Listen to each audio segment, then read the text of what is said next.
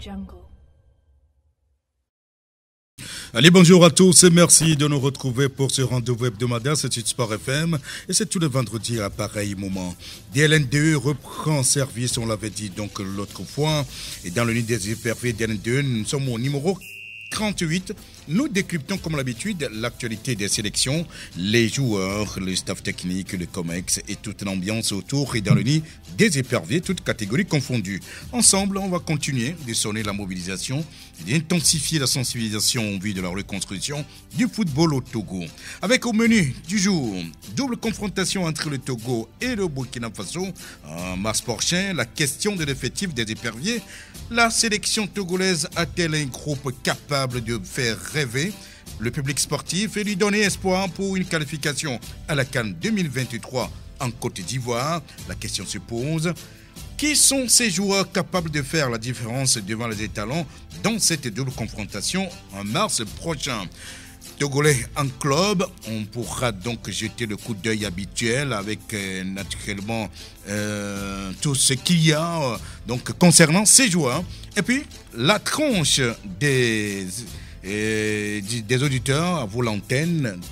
Voilà, on pourra donc avoir encore quelques minutes à vous accorder pour que vous nous parliez de ce que vous pensez de cette sélection. Bon, ben voilà, dans le nid des éperviers, on y est avec à la technique. Ben, comme d'habitude, hein, depuis quelques temps, celui qu'on a fini par avoir, c'est le longine de la maison. Il s'appelle, bien sûr, Théo Ajave. Et c'est lui, justement, qui va être donc à la manette. Et puis au studio, les chroniqueurs sont présents. Franck Lunyama et Angelo Folikwe, ce sont donc les deux attaquants extrêmement lucides et très astucieux à la présentation. Le défenseur capable de contenir et de conjurer les dangers. Je suis Aimé le Bon, épée d'LN2. Voici comment. Est-ce comme ça on se retrouve? Bonsoir à toutes et à tous. C'est bien. Franck Lunyama, salut à toi. Bienvenue. Merci Aimé. Bonjour à toutes et à tous. Angelo Folikwe. Bonjour Aimé, bonjour à toutes et à tous. J'espère que ça va, n'est-ce pas? On essaie de gérer tout simplement. Non, oui. Alors, on va y encore aller, Franck, avec cette double confrontation qui nous attend toujours. C'est entre le Togo et le Burkina Faso. Et c'est en mars prochain. La question de l'effectif des éperviers se pose avec acuité. On se pose beaucoup de questions. Comment ça va se passer? Qui vont être ces joueurs? Alors, la sélection togolaise a-t-elle aujourd'hui un groupe capable de faire rêver le public sportif et lui donner espoir pour une qualification à la CAN 2023? C'est la grande question que les gens se posent. Mais comment ça va se faire? Lorsqu'on se repose un peu sur les deux premiers matchs des éliminatoires de la CAN à venir en Côte d'Ivoire, on n'hésite pas à dire que la sélection togolaise n'a pas de joueurs qui puissent faire l'affaire dans les meilleures conditions. On n'a pas de joueurs capables?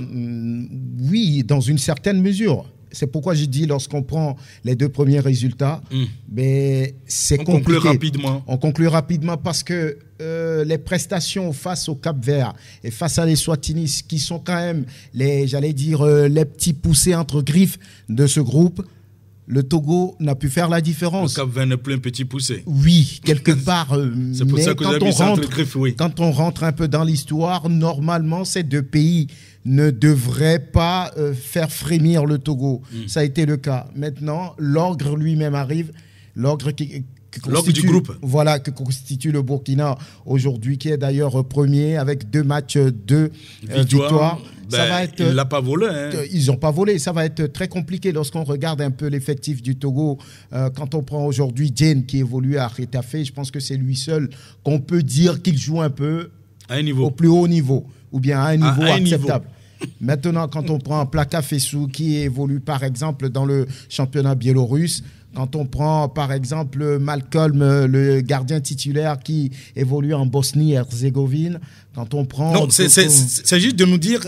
Alors, est-ce que ce groupe peut faire rêver le public sportif? Non, parce qu'ils ont fait 2 matchs et on sait ce qui est sorti de ces 2 matchs.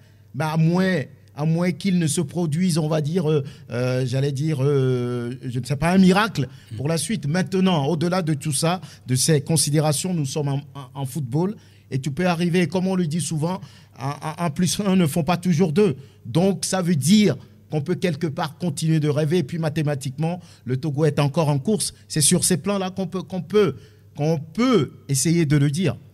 Donc on peut essayer de rêver. Angelo, quelle sera comment dire, votre appréhension par rapport à cela? Est-ce que aujourd'hui le Togo a l'effectif et qui peut faire rêver justement ce public sportif? L'effectif qui pourra faire rêver ce public sportif, ce n'est que le lot de supporters par rapport à ces joueurs. Ceux qui ont les fan clubs à l'endroit de leurs joueurs préférés, ce sont eux qui peuvent encore rêver comme quoi, étant titulaires avec Paulo Duarte dans des matchs importants, peuvent leur faire rêver. C'est tout ce que je peux dire. L'effectif que nous avons aujourd'hui n'est pas un effectif de qualité. Oui, on vous dira qu'on est en football, tout peut arriver. Mais allons sur les certitudes. Lorsque nous allons jouer contre le Burkina Faso, ils ne viendront pas avec des joueurs pacotille. Ils ne viendront pas avec les seconds couteaux. Alors, vous voulez dire que le Togo n'a que des joueurs de pacotille? Mais aujourd'hui, disons la vérité. Ah oui, quel joueur aujourd'hui au Togo, ou bien dans cet effectif-là, a de la qualité qui joue au haut niveau? On a parlé tout à l'heure de Djenda Konam. Mais regardez, en tout cas sur chaque match, c'est vrai qu'il joue presque toutes les minutes, mais il n'a plus le niveau d'exigence qu'il avait il y a 5 ou 4 ans. Ce n'est plus forcément la même chose. Ilas Bebou avec Offenham, oui, il essaie toujours d'apporter quelque chose à son équipe, mais ils sont très peu. Si vous avez des joueurs de qualité qui sont infimes, le nombre est infime, contrairement à l'équipe en face qui a pratiquement dans tous les couloirs des joueurs pas forcément de classe mondiale, mais de joueurs de pédigré moyen, même au-dessus de la moyenne. Et qui ont certains niveaux. Mais vous aurez de la complicité, oui, pardon, de la difficulté.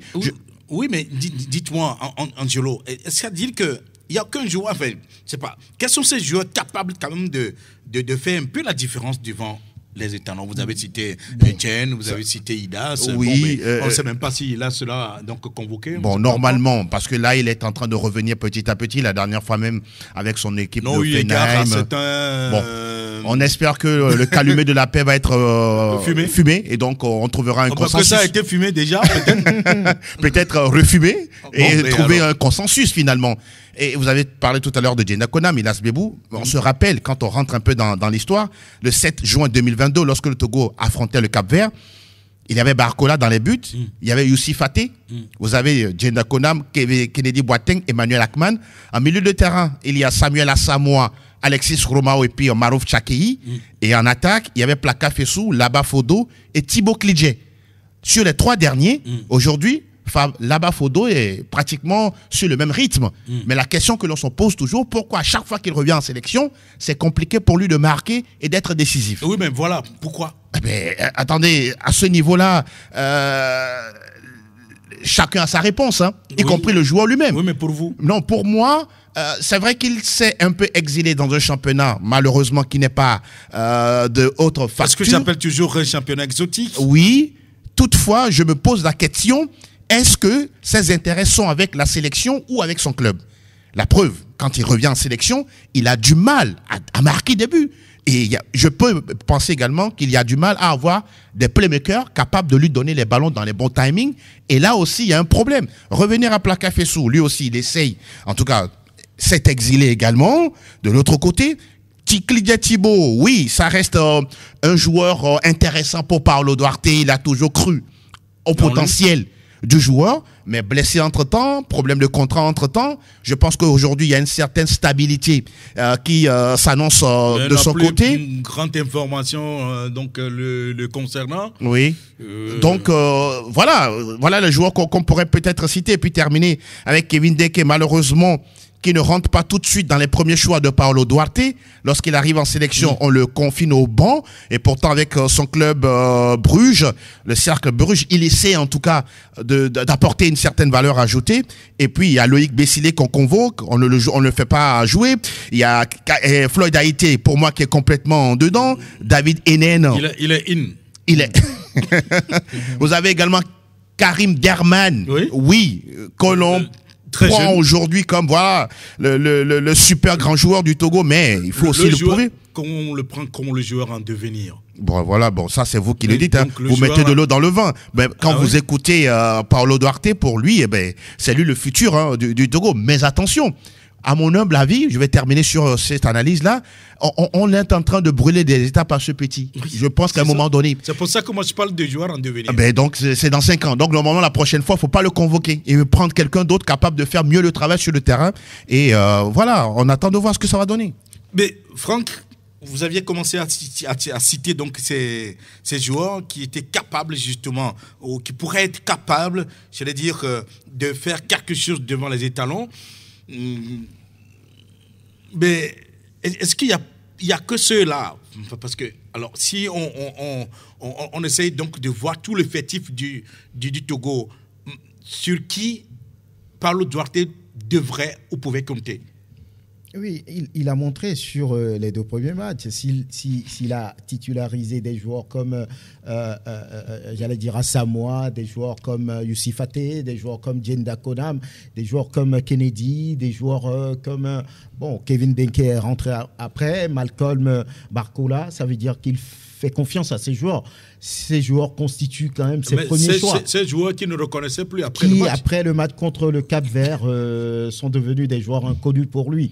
Maintenant, qu'est-ce qu'il faut faire? C'est inconnu ou plutôt méconnaissable? Bon, peut-être c'est un jeu de mots. Maintenant, sur les 2 premiers matchs qui s'annoncent déjà décisifs, il faut quand même que la mayonnaise puisse prendre. Et la question, ou bien l'inquiétude, c'est que le Togo, précisément, peut changer, on va dire, le cours des choses par rapport à ce que nous avons vu sur les 2 premiers matchs en juin dernier. On rappelle quand même qu'en novembre dernier, la Côte d'Ivoire, le Burkina avait joué un match amical contre la Côte d'Ivoire. Ils ont battu. Oui. Donc, c'était une victoire de prestige pour les étalons. Pour vous dire tout simplement que c'est une sélection aujourd'hui qui a un très bon niveau, qui est en confiance. Pas le cas pour le Togo, qui reste sur des doutes après avoir pris seulement 1 point sur 6 dans ces éliminatoires-là. Donc, je ne sais pas trop le joueur qui va faire la différence quand je regarde ceux qui sont capables de porter cette équipe. Si je prends par exemple Ilas Bebou, qui revient d'une blessure, est-ce qu'il est à 100%? S'il commence par jouer avec son club au Offenheim et qu'il a marqué dès son premier match de retour, ce qui veut dire que ça peut être quelque chose de bien pour la suite. Quand je prends Djenda Konam, qui, avec son club, est premier non relégable en championnat de la Liga, est-ce qu'il a toute la confiance? On se le demande. Premier non relégable. Voilà. Ça veut tout dire en fait. Voilà. Donc, quand on prend aujourd'hui là-bas, qui également mentalement, psychologiquement, n'est pas, on va dire, en confiance, parce que là, en équipe nationale, c'est toujours des doutes, il marque là-bas, et quand il revient, c'est la traversée du désert, même si sur le dernier match contre Eswatini, ici, il a réussi à marquer un but. Bon, on se pose tellement de questions autour des joueurs togolais, on ne sait pas. Il y a plus de questions que de réponses. Kennedy n'a pas convaincu. Et à chaque fois, chaque réponse devient une nouvelle question. Une nouvelle question. Donc, ce match-là, ça va être très difficile face à une équipe qui a déjà affiché ses intentions. La CAN 2023 ou bien 2024, nous y serons.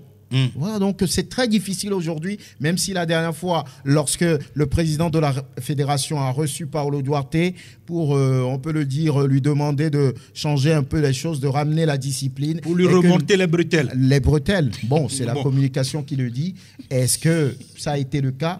Paulo Duarte lui l'a dit qu'il a envie vraiment d'apporter du nouveau avec des changements tactiques qu'ils ont commencé sur les 2 derniers matchs amicaux contre la Côte d'Ivoire et la Guinée-Équatoriale. Je ne sais pas si c'est ça qui va apporter les solutions. On reste et on verra.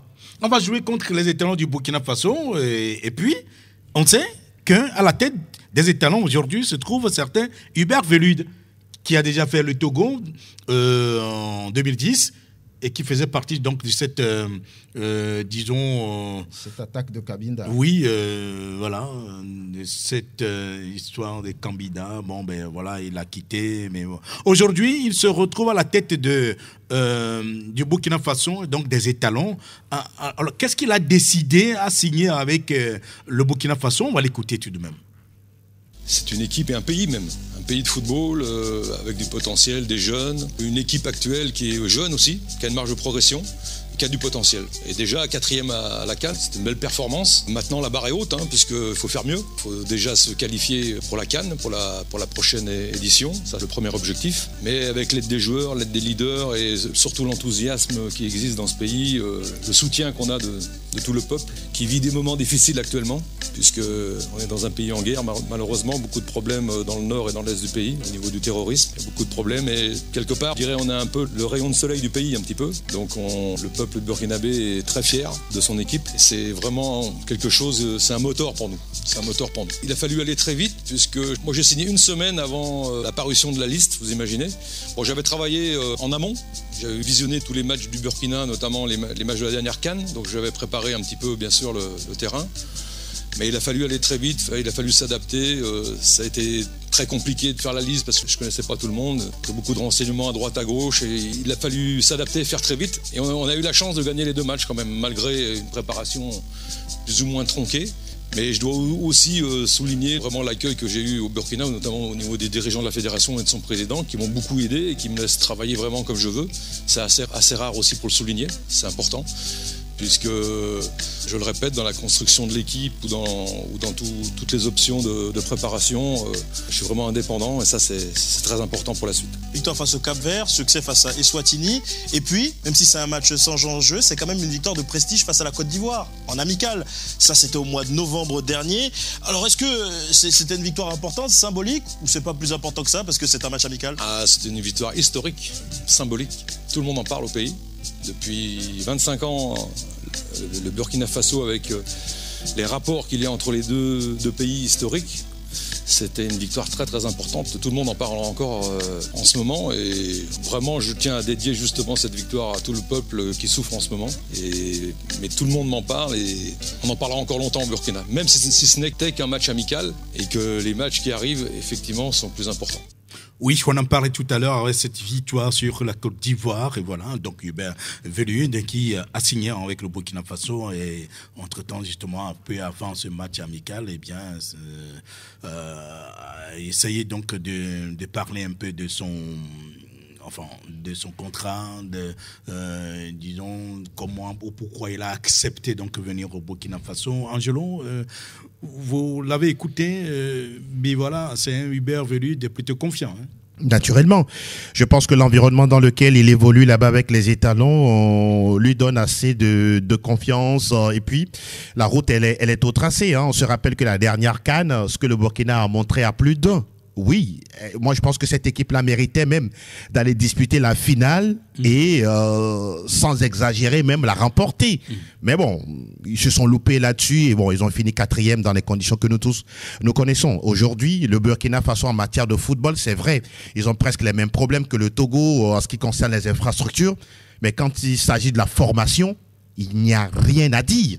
C'est le jour et la nuit. Ah oui. Ah oui. Aujourd'hui, quand vous prenez l'équipe du Burkina Faso, vous avez des joueurs comme Edmond Tapsoba, qui a quitté directement le championnat burkinabé pour atterrir au Bayer Leverkusen. À combien de millions d'euros? Allons savoir. Vous avez Issa Kaboré aujourd'hui qui évolue du côté de l'Olympique de Marseille. Oui. Pas plus tard qu'il y a quelques jours, il y a Dango Ouattara qui quitte Lorient pour Bournemouth pour une bagatelle de 27 millions d'euros. Et puis parler de Cyril Bayala qui évolue à Ajaccio, sans oublier Issoufou Dayo qui est au RS Berkane. Voilà des joueurs qui seront en sélection et qui savent de quoi il s'agit lorsqu'il s'agira justement de jouer contre le Togo. Oui, ils ont fait 2 matchs de victoire, ils vont vouloir enchaîner naturellement, finir premier et justement, je pense que là où la motivation elle est encore plus grande, c'est que la CAN se déroule dans un pays voisin, sinon presque chez eux. C'est en Côte d'Ivoire. C'est en Côte d'Ivoire. Donc c'est presque leur terre également. Il y a plein d'Ivoire, plein de Burkinabés qui sont habitants ou bien voilà résidents de Côte d'Ivoire et je pense qu'ils seront très heureux d'avoir leur sélection. C'est des peuples voisins. Donc pour dire simplement que aujourd'hui oui le Burkina Faso reste un client sérieux devant le Togo. On peut tout dire comme quoi oui tout peut arriver, on est en football, mais moi je dis et je répète encore, c'est une question de certitude. Quand vous n'avez pas les joueurs de talent qu'il faut, vous ne pouvez pas rêver mieux. Oui, Franck, mais c'est vrai que sur le papier, c'est naturellement le Burkina Faso qui a la faveur des pronostics. Mais voilà, ce que disait Hubert Velud après avoir signé en faveur du Burkina Faso, justement, et qui connaissait depuis 2010 l'équipe togolaise, en tout cas la mentalité de l'équipe togolaise. Oui, il connaît bien le Togo. On en parlait en off. Oui. Et c'est lui qui amenait le Togo à la CAN 2010 avant ce drame de Cabinda. Heureusement pour lui, il n'a pas été touché dans cette attaque-là. Et c'est un entraîneur qui connaît bien aussi l'Afrique pour avoir entraîné, par exemple, tout-puissant Mazembe. Il le dit, sa motivation, c'est un groupe et c'est tout un pays qui connaît le football, l'ambiance, des joueurs jeunes qui ont des capacités, qui ont du talent. Il en a cité quelques-uns. Il a parlé de Bayala, il a parlé de son capitaine Bertrand Traoré, d'Ango Ouattara, dont il va parler forcément. Donc, c'est un groupe assez intéressant. Aujourd'hui, lorsque vous prenez un peu le parcours du Burkina sur les dernières CAN, ce n'est pas un parcours à négliger. C'est un parcours, on peut le dire, de champion, même si sur la dernière CAN, ils ont échoué dans des conditions compliquées, j'allais dire même bêtes, parce qu'ils menaient 3-0 et après ils se sont fait rattraper pour... C'est pour ça quand je le parlais des circonstances dans lesquelles ils ont perdu. Donc pour perdre ce match face au Cameroun.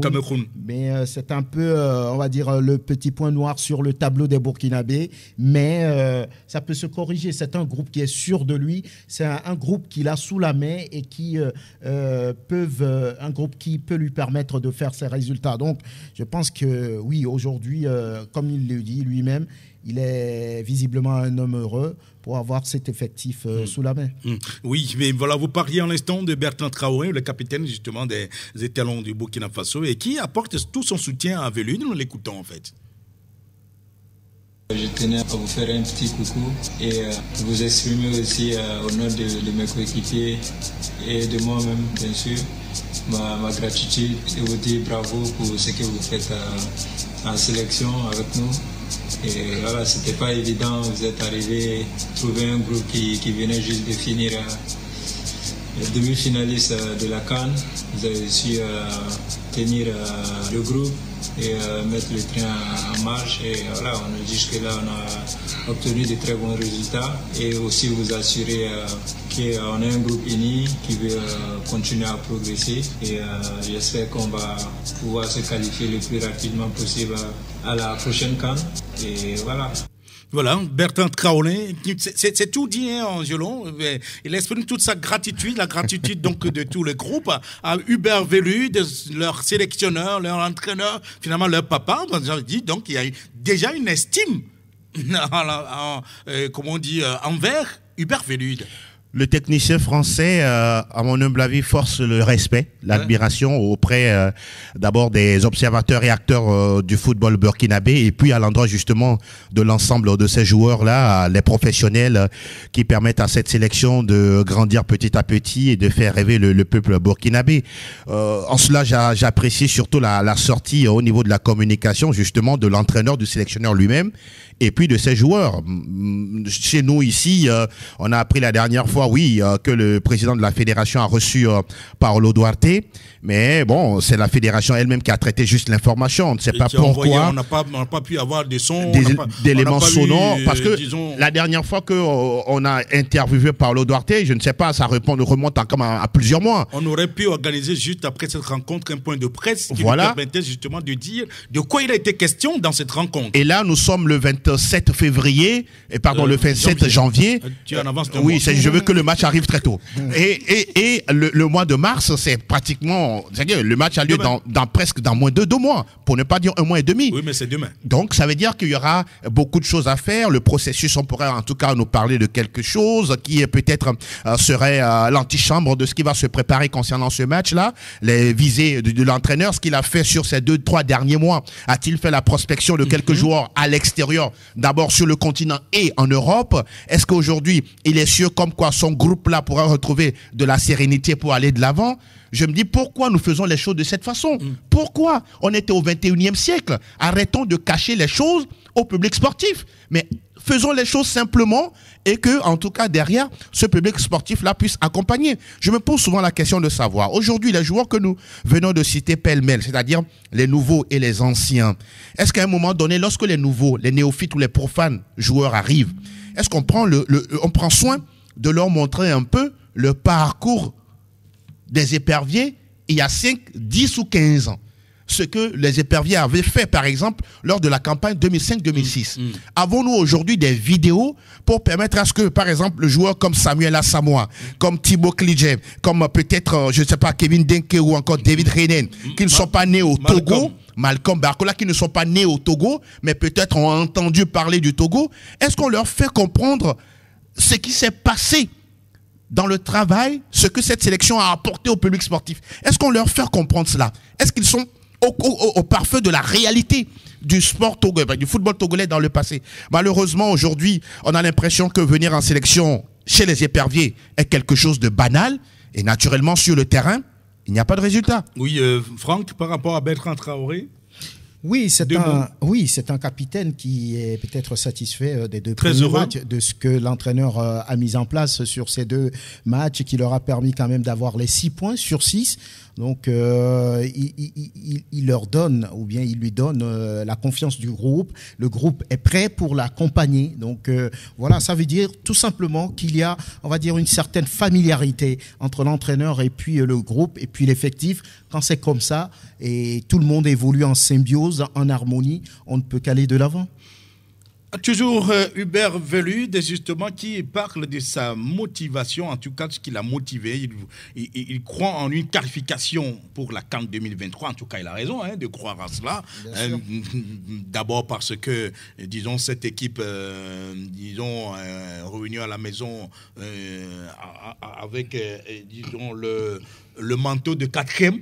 Quand même, ce n'est pas rien. C'est partie des 4 sélections du continent. Des 4 meilleures sélections du continent. Et je crois que c'est normal. Alors, qu'est-ce qui l'a motivé? On l'écoute. Déjà, la première chose, c'est assez rare pour un entraîneur d'entendre un message comme ça, à part d'un joueur. On connaît maintenant le milieu du football. C'est rare pour le souligner. Je suis assez ému. J'avoue que je suis assez ému. Maintenant, je le répète, le plus dur est devant nous. Mais c'est vrai qu'avec l'aide des leaders, avec l'aide de Bertrand, qui est un grand joueur en Afrique, qui, quand il n'est pas blessé, c'est du niveau d'Adebayor ou de Drogba ou de Eto'o. Quand il est bien, c'est quelqu'un de très haut niveau. Mais aussi avec les Dayo, les Blati Touré, les Kofi. Avec l'aide des leaders, on peut faire, je pense, des grandes choses. Mais c'est vrai que moi, je suis un entraîneur qui vraiment insiste sur la construction du groupe, sur l'état d'esprit du groupe. Mais aussi la relation avec les leaders doit être très importante.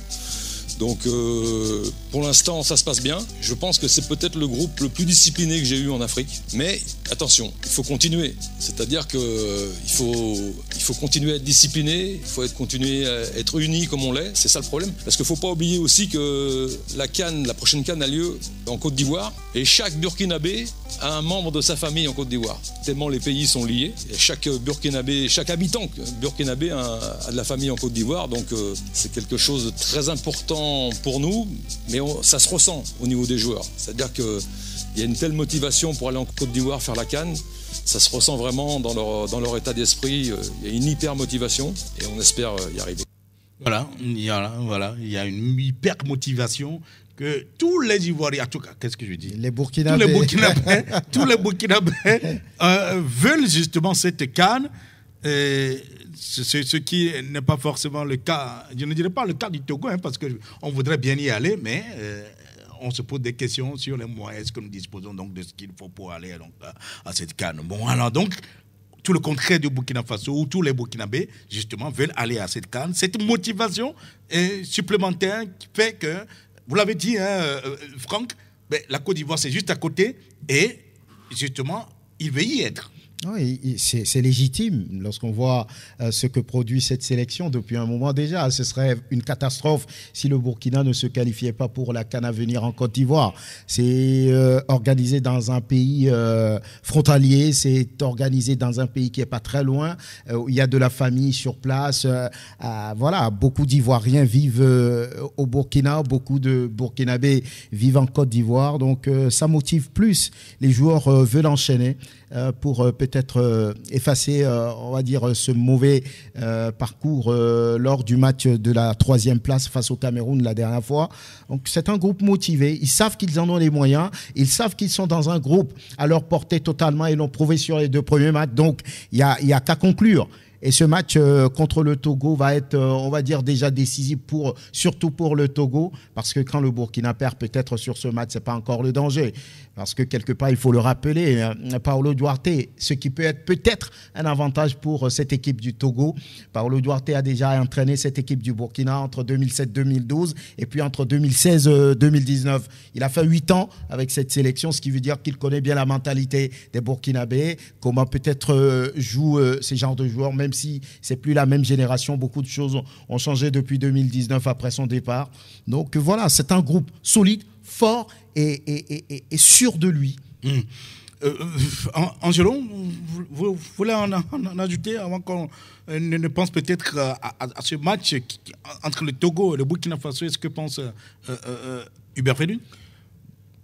Je pense que côté burkinabé, à part la CAN 98 qu'ils ont organisée à domicile, ils sont également passés à côté. Derrière, oui, il y a eu également des difficultés, mais ils sont restés plus ou moins focus. En 98, ils étaient déjà allés en demi-finale. Hein. Oui, battus par la RDC. Oui, exactement. Dans les mêmes conditions, ils étaient tout proches, au moins, d'aller en finale pour la grande joie du public, mais ça n'a pas été ça. En 2013, ils étaient en finale contre le Nigeria, en battant même le Togo en quart de finale. Ça veut dire que c'est une sélection qui, en mine de rien, qui progresse. Et en 2017, je crois, ils étaient... Non, 2017, ils étaient où la dernière CAN ou en 2017? En 2017 au Gabon. En 2017, c'était au Gabon.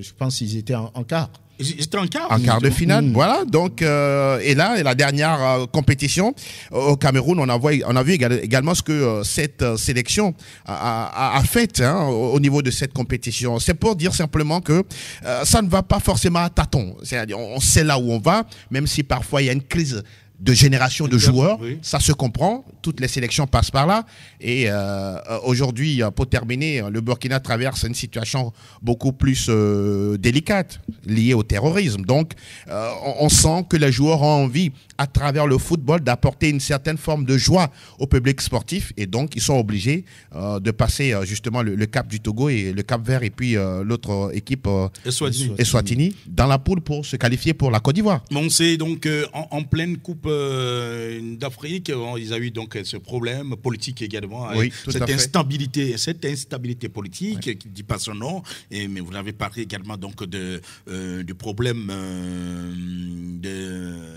du terrorisme justement. Mais écoutez, mais ça n'arrive pas à saper le moral donc de ces pas du tout de ces joueurs, mais ils sont très durs et ils évoluent avec une certaine aisance, et voilà, c'est vrai qu'avec cette situation d'instabilité et naturellement de manque d'infrastructures, eh bien, le Burkina Faso va jouer son match à domicile en dehors, c'est-à-dire au Maroc. Qu'en pense Hubert Vélude en fait? C'est un joueur qui est en pleine éclosion, c'est-à-dire que depuis le mois de juillet avec Lorient, il a explosé les compteurs, que ce soit au niveau des passes décisives ou au niveau des buts, de l'efficacité. C'est un très bon joueur, très jeune, avec une marge de progression encore. Après, les histoires de transfert, vous savez, il y a aussi des histoires économiques que moi, à mon niveau, je ne maîtrise pas. Est-ce que c'est le bon choix sportif? Moi, ce que je souhaite, c'est que Dango continue sa marche en avant au niveau sportif. C'est ça le plus important. J'espère que là-bas, il va être titulaire, qu'il va jouer, qu'il va continuer à améliorer ses stats, qu'il va continuer sur sa lancée. Mais c'est quelqu'un qui est admirable dans la mentalité, quelqu'un d'un peu introverti, mais qui a envie de réussir, qui est très travailleur, qui en redemande même, je dirais, à l'entraînement. Et ça ne m'étonne pas du tout de sa réussite, en plus de son potentiel. Donc vous imaginez, on a quelques joueurs comme ça, qui ont un potentiel énorme. On a aussi Caboret qui est à Marseille. On a des joueurs qui sont là. Lassina Traoré qui va revenir de blessure, qui est au Shakhtar.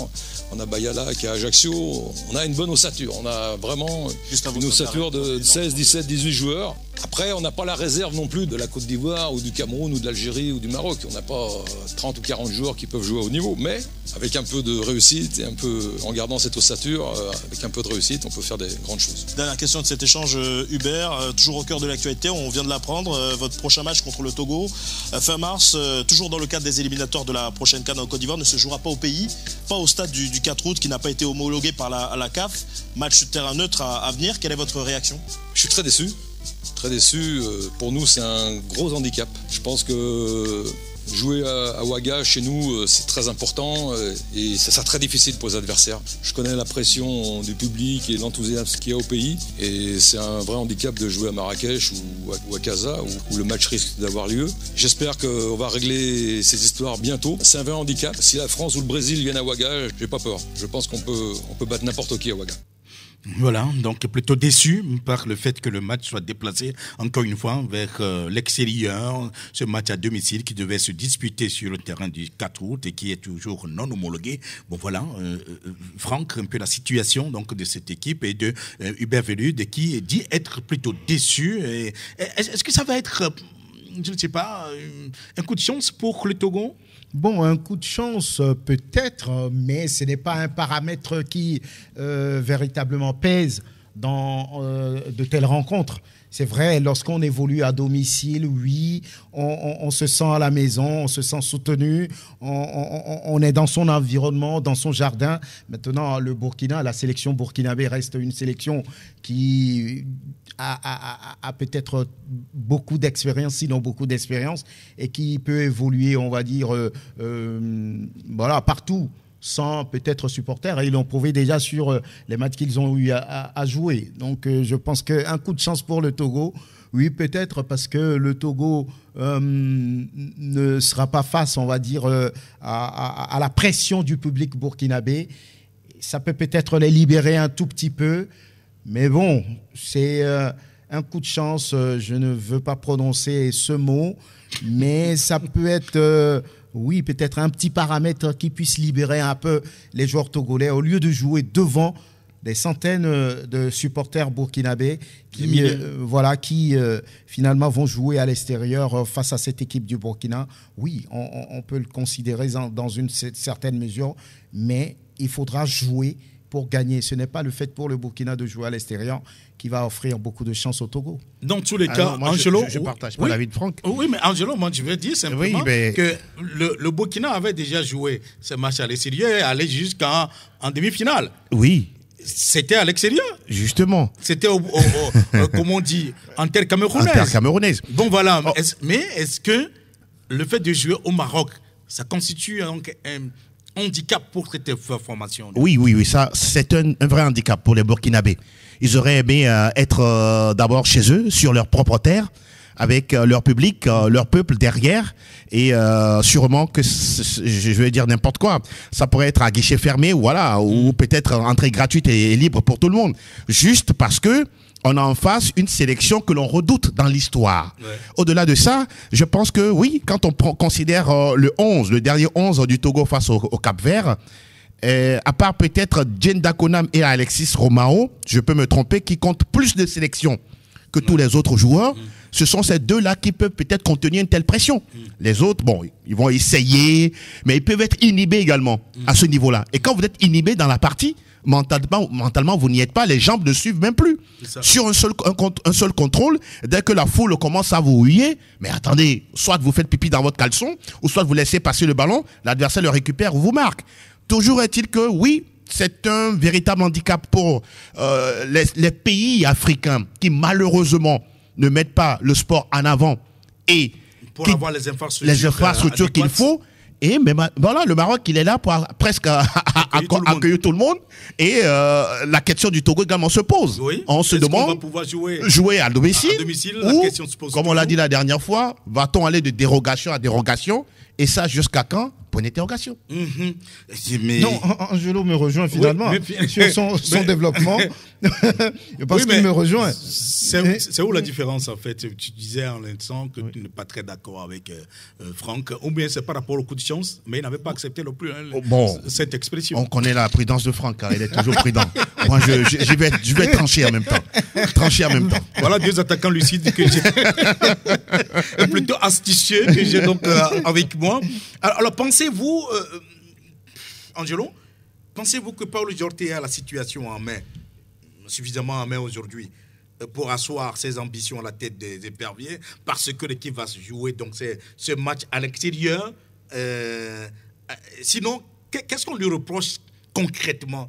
Que lui reste-t-il à faire?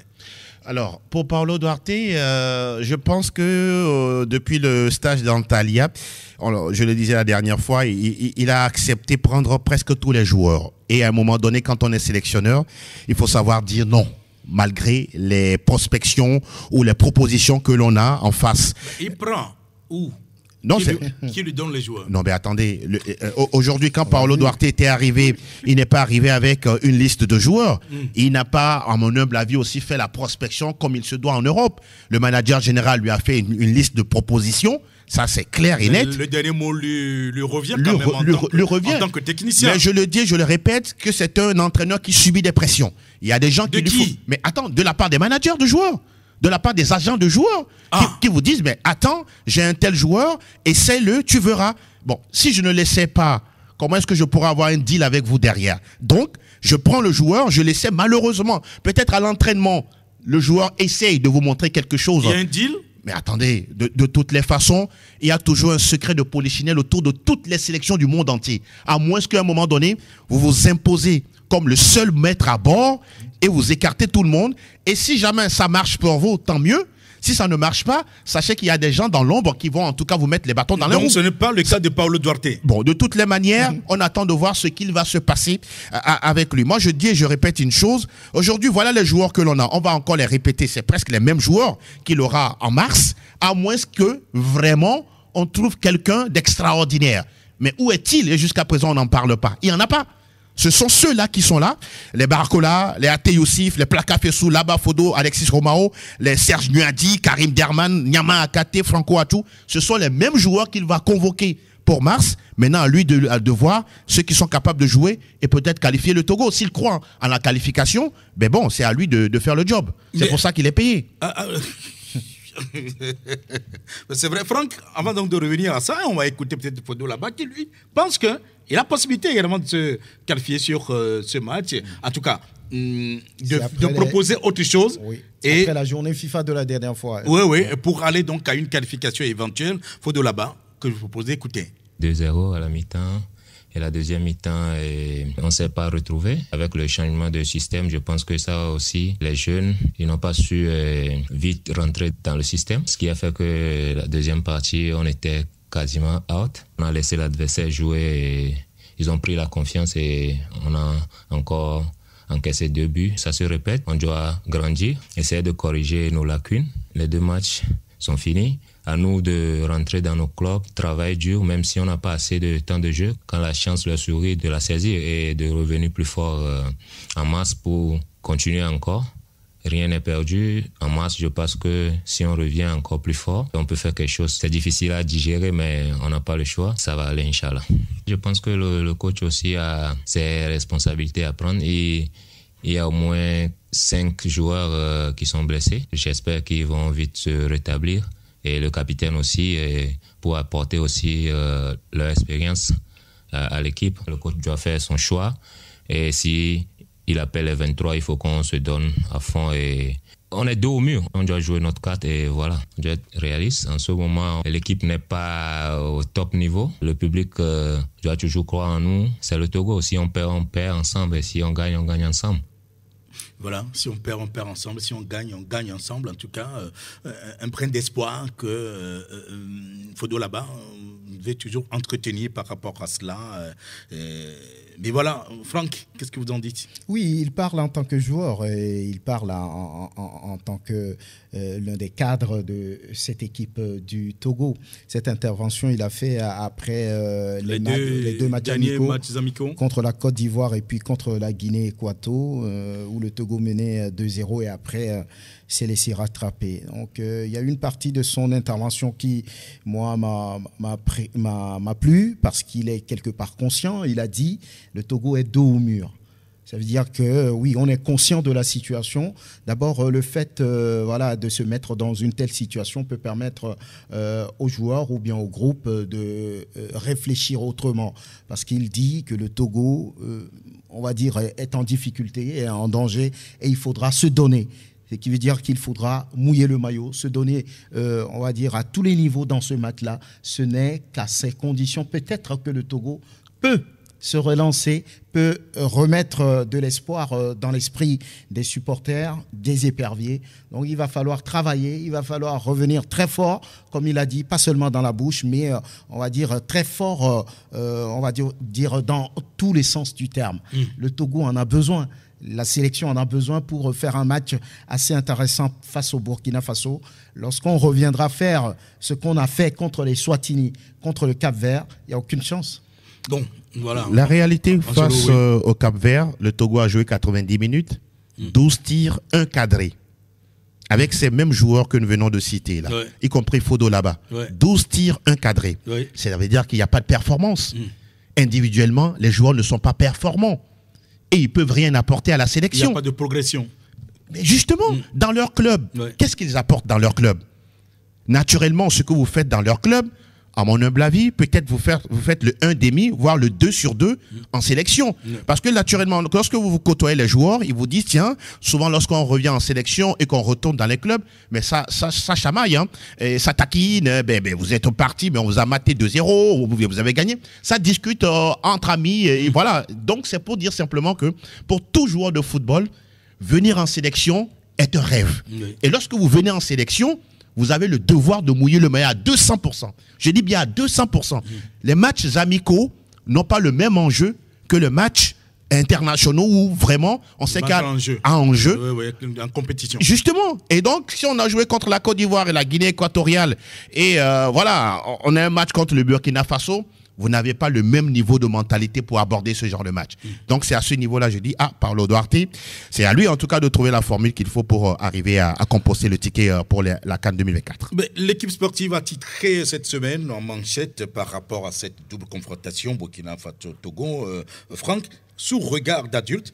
Et on y voit en illustration les photos de Paulo Duarte, de Guy Akpovi et de Lydie Bessikama. Alors selon vous, quel rôle peuvent et doivent jouer la FTF et la fédération, j'allais dire le ministère? C'est un match que ces deux institutions, je parlais de la fédération et puis du ministère, doivent préparer de concert.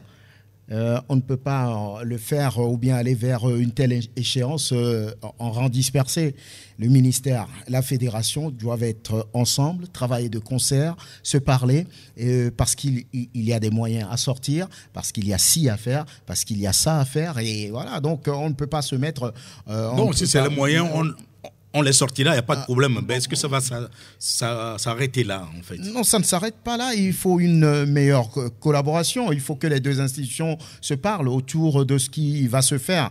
Et, par exemple, sur certains aspects, ils ne s'entendent pas, mais il va falloir une certaine harmonie, une certaine symbiose avant d'aller vers... le point de vue. Voilà, avant d'aller vers cette échéance. Mais ça ne semble pas être le cas actuellement, avec tout ce que vous savez autour du prochain équipementier du Togo. La situation est un peu tendue, l'atmosphère est un peu tendue. Moi, je le regrette. Ce n'est pas dans ces conditions qu'il faut aller vers ces matchs ultra décisifs. Angelo, qui tourne sa tête déjà comme... Non, mais c'est comme si nous avons une sélection capable de se qualifier que on n'est pas en train de faire les bonnes choses. Ça, tout le monde, même le public sportif, même le plus petit aujourd'hui, le citoyen lambda vous dira qu'on n'a pas d'équipe, on n'a pas de joueurs. Maintenant, si le Togo, je le dirai toujours, sans langue de bois, si on va à la CAN 2024 en Côte d'Ivoire, dites-nous, vous êtes sûr que les CAN qui vont suivre, le Togo sera toujours présent? Avec quel joueur? Donc, pourquoi nous précipiter forcément pour se qualifier? Pour juste les beaux yeux de la tête? Ou bien juste faire preuve de participation, respecter encore la loi de Coubertin? Non. À un moment donné, prenons le courage de repartir de zéro, reconstruire le football dans toute sa dimension. Aujourd'hui, vous parlez de regard, sous regard d'adulte. Je pense que si les deux institutions, en tout cas, aiment la jeunesse, la moindre chose, c'est de s'entendre et permettre à ce que quelque chose de potable sorte dans les jours et les mois à venir. En tout cas, c'était juste, si on a titré peut-être sous regard d'adulte, c'était pour dire dans un français un peu vulgaire, avec les yeux d'adulte. Son couvigan là, pour nous, un couvigan à son couvigan. Voilà. Allez, on revient et maintenant on va parler un peu des Togolais en club. Le coup d'œil hebdomadaire sur l'actualité des joueurs expatriés du Togo. On retrouve Angelo Folikwe pour, cette rubrique. Nous avons fait le tour et nous avons recensé quelques joueurs, notamment Ilas Bebou, qui est en train de se refaire un bon début de santé avec son club au Fenay, même si la dernière fois, lors de la journée 16, il a marqué un but pour son retour à la compétition, mais son club, exactement, vous avez tout dit. Djenda Konama a joué les 90 minutes de Rétafé en championnat, mais l'équipe, ou son équipe est classée 16e. Kevin Denke, oui, avec son club de Cercle Bruges, est 10e de la Pro League, même s'il a joué 88 minutes. En tout cas, ce sont des signes, pourquoi pas avant-coureur pour Paulo Duarte, de lui faire confiance dans les jours et les semaines à venir. Emmanuel Akman a été absent pour Gil Vicente, certes qui a gagné 3-1 en championnat, mais son club est actuellement 14e au niveau du championnat portugais. Kennedy Boateng a joué tout le match pour Santa Clara, mais ils ont été sèchement battus 3-0 par le grand Benfica. Romao Alexis, 90 minutes dans les jambes pour son club Ionikos, mais il n'a plus en tout cas 18 ans, il faut le rappeler. Et voilà, et son club est 14e dans le championnat grec. Et on va terminer avec Clydia Thibault qui retrouve petit à petit les pelouses. Entré à la 84e minute, seulement 6 minutes, voire un peu plus de jeu. Son club Lucerne est 6e en Super League suisse, 2 buts partout la dernière fois face au FC Zurich. Merci encore une fois, Angelon, pour ces informations concernant les expatriés, en tout cas les Togolais de l'étranger. Et ça nous amène donc à ouvrir peut-être pour quelques minutes donc cette antenne. À vous l'antenne, c'est vous donc qui participez à cette émission si le cœur vous en dit. Oui, on parle toujours de la sélection togolaise. Nous savons que nous avons donc un match bien sûr en mars prochain. 92 03 60 31 ou le 97 24 26 26. Ce sont les codes d'accès pour participer en direct à cette émission. Et le premier est déjà en ligne. Bonjour. Bonjour. C'est là, c'est là. Oui. Guéra, comment tu vas? Oui, je vais bien. Seulement, je voudrais vous dire que, souvenez-vous, le Togo, pour sa première Coupe du Monde, était qualifié quand on était en plein problème. Hein. Ouais. Donc, les Burkinabés, même s'ils jouent au pôle Nord, leur force est multipliée par 4. Je ne sais pas si on va s'en sortir. Merci. Qu'est-ce que vous souhaitez, en fait? Il est déjà parti, en tant que celui qui aime la chose, je souhaiterais qu'on tire notre peine du jeu, mais attention, on fait quoi? Donc, qu'est-ce qu'on fait pour pouvoir s'en sortir? C'est ça aussi le problème. Oui, mais qu'est-ce que vous leur proposez? Qu'est-ce que vous pouvez conseiller, vous? Peut-être à l'entraîneur? Il est parti? Ah, d'accord. Ok. Un autre en ligne, je crois. Bonjour. C'est Rachid. Pardon? Rachid. Ah oui, mais il y a un peu du bruit chez vous, Rachid. Allons-y, Rachid, comment ça va? Le Togo n'a pas sa chance, parce que avec les Labapodo, si on est dans un pays, on a une sélection, Labapodo n'a plus sa place en sélection, ça il faut qu'on se dise la vérité. Quelqu'un qui dit il faut qu'on soit fort, que tout ça là. Quelqu'un qui n'arrive même pas à provoquer les attaquants.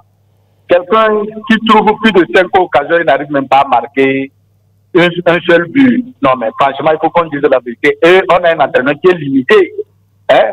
Même le bureau même de la fédération, le président, y compris même le président de la fédération, tous sont limités. Ils savent que cette qualification, non, on n'a plus cette qualification. Il faut qu'on se dise la vérité. On va à la CAN, si on se qualifie, on va c'est pour aller faire quoi? Nous allons venir avec la tête basse.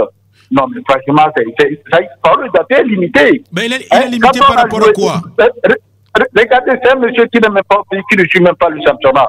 Il va encore aller nous amener ceux qui ont des pieds nickelés pour qu'on joue contre le Burkina. Non, n'attendons pas de ce match. Hein. Franchement, moi, si j'étais le stade togolais, on devait signer forfait pour ces deux rencontres. On a plus. Franchement, il faut. Non, c'est que. Rachid. Ça fait mal. Rachid. Rachid, oui. Est-ce que vous avez certains joueurs en tête qu'on devrait utiliser? Si on prend Kevin Denke, c'est un bon joueur. Je ne sais pas pourquoi on ne l'aligne pas. On met Kevin Denke dans l'attaque. On met Debout. Je vous assure qu'on peut faire mal contre cette équipe burkinabé. Mais si on compte encore sur la Bafodo Kinabé avec les Kennedy Boateng, c'est fini pour nous, quoi. Franchement, le Burkina a déjà joué au Maroc. Hein. Et là-bas, ils ont gagné leur 3 points. Hein. Ils ont eu leur 3 points. Ouais. Et ils vont nous battre. Hein. Ils vont nous battre là-bas. Ils vont venir encore nous battre ici. C'est moi qui vous dis, Paolo Daté, il a fait le Burkina, mais il ne connaît plus maintenant les réalités des Burkinabés. Hein. Très bien, d'accord. Rachid, merci beaucoup, on vous a écouté. Oui, je crois que il faut pouvoir dépassionner que Rachid, il est tout énervé, tout comme d'ailleurs mon cher cousin Gérard. Auditeur en ligne? Non, avec le 92 03 60 31 ou le 97 24 26 26, c'est le code d'accès. Si le cœur vous en dit, vous pouvez donc participer en direct à cette émission. Il y a un autre qui se manifeste, on peut l'avoir. Bonjour. Allô, bonjour monsieur. Oui, on vous appelle? C'est Épervier. Ah, c'est Épervier. Oui, je salue Franck et mon frère Angelo. Bonjour. D'accord, c'est fait. Vous-même, je pense que vous trois, vous pouvez nous faire une sélection pour notre entraîneur. Ah oui? Les joueurs qui ont fait l'éliminatoire du mondial, ils sont où? Ils sont là, on ne veut pas, le vice-capitaine ne veut pas les aligner. C'est lui qui a fait tarder les enfants là de passer l'amical en France. Il ne veut pas des enfants là. Et puis c'est eux qui vont nous ouvrir la porte. Donc je vous assure, quel vice-capitaine, de quel vice-capitaine vous parlez?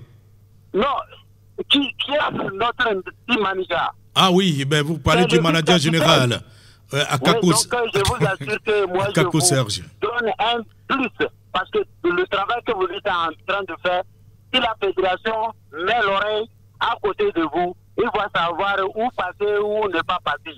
Parce qu'on a des joueurs qui peuvent jouer pour donner la satisfaction à nous. On ne veut pas aller au terrain pour dormir. Très bien. Pour aller acclamer. Merci, Épervier. On a ramené les joueurs là. Merci. Et mélanger avec Debout et Romao et les autres. D'accord. D'accord, merci. Merci, on a écouté, on a bien entendu. C'était donc Épervier.